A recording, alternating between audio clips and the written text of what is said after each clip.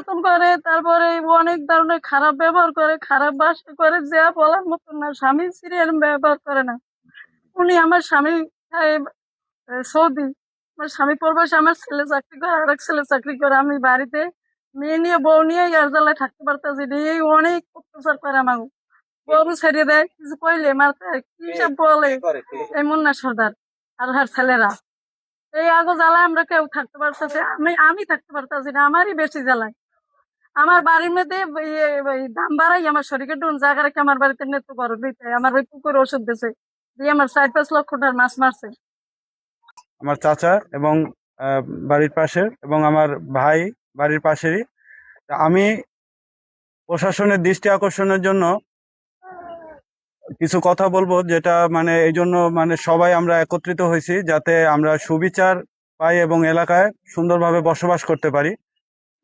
তো আমার বাড়ির পাশের মন্নাথ সর্দার, যার মানে জমি জমা এবং টাকা পয়সা মোটামুটি ভালোই আছে, যার প্রভাবে সে এলাকায় কাউকে মানুষ মনে করে না এবং বিভিন্নভাবে আমাদের হয়রানি, প্লাস এলাকার কোনো লোকের সাথে সে ভালো সদ্ব্যবহার করে না এবং মামলা মামলা বাণিজ্য তার হচ্ছে প্রধান পেশা।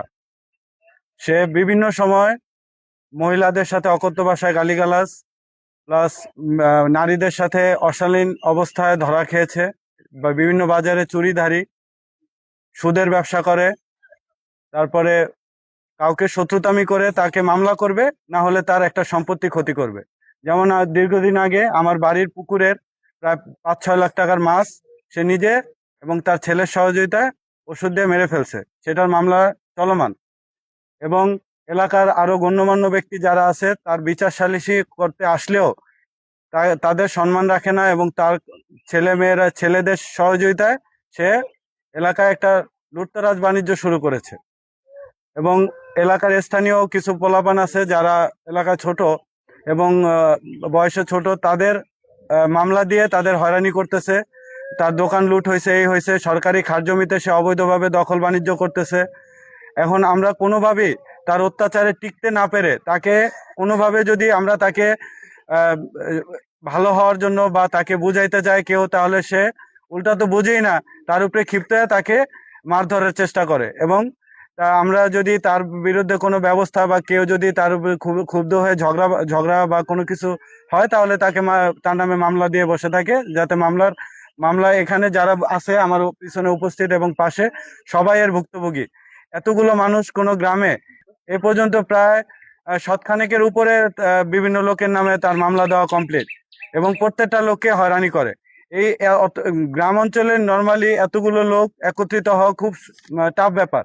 তো একটা লোকের বিরুদ্ধে লোক একত্রিত হওয়া মানে তার বিরুদ্ধে সে যদি ভালো হইতো তাহলে তার বিরুদ্ধে কেউ একত্রিত হতো না। আমরা বিভিন্নভাবে প্রশাসনের সহযোগিতা চাইলে তারা মনে করে যে আমরাও হয়তো তার কোনো ক্ষতি করছি, অথবা আমরাও তার সাথে শত্রুতামি করে হয়তো মামলা দিই। কিন্তু এই জন্য এলাকাবাসী সবাই একত্রিত হয়েছি যাতে আমরা একটা সুন্দর বিচার পাই, এবং এই বিচারের দৃষ্টি আকর্ষণের জন্য মহামান্য ডিসি মহোদয় এবং ইউনো স্যারের দৃষ্টি আকর্ষণ করছি যাতে আমাদের এই সুন্দর একটা ফয়সালা দেখ। মোস্তফা আলাদার ওনার ওনার এই যে কিছুদিন আগে ওনার বাড়ির ভাইয়ের সাথে ওনার দুইজনে গ্যাঞ্জাম বাজায় ওনার ভাঙছে পা, এবং এই যে চিকিৎসা করতে প্রায় 3-4 লাখ টাকা খরচ গেছে। আর আরেকজন ঘর ছাড়া করছে।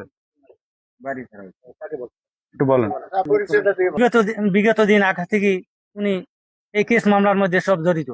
উনি বুদ্ধি শুদ্ধি দিয়ে, আমি একটা কলা জমি দেখছি, হ্যাঁ উনি বুদ্ধি শুদ্ধি দিয়া ওই মহিলা তো ভিডি ছাড়া করছি, তারপর আমার ফুয়াতো ভাই দিয়া হ্যাঁ বুদ্ধি শুদ্ধি দিয়ে আমার লাগে মারামারি করে প্রায় 10 লক্ষ টাকার মতো আমার চলে গেছে গিয়া। আমার হ্যাঁ প্রায় 5টা-6টা মামলা চলে বর্তমানে হ্যাঁ লাগে, কিন্তু সবই হ্যার বুদ্ধি হে করছে অনেক 100 করে মামলা আছে ওই মানুষের নামে। কিন্তু আমার নামে 10টা মামলার মতো চলতে আছে, ওরা করছে আমি করছি, এমনি 10টা মামলার মতো চলতে আছে, কিন্তু সবই ওনার বুদ্ধিতে।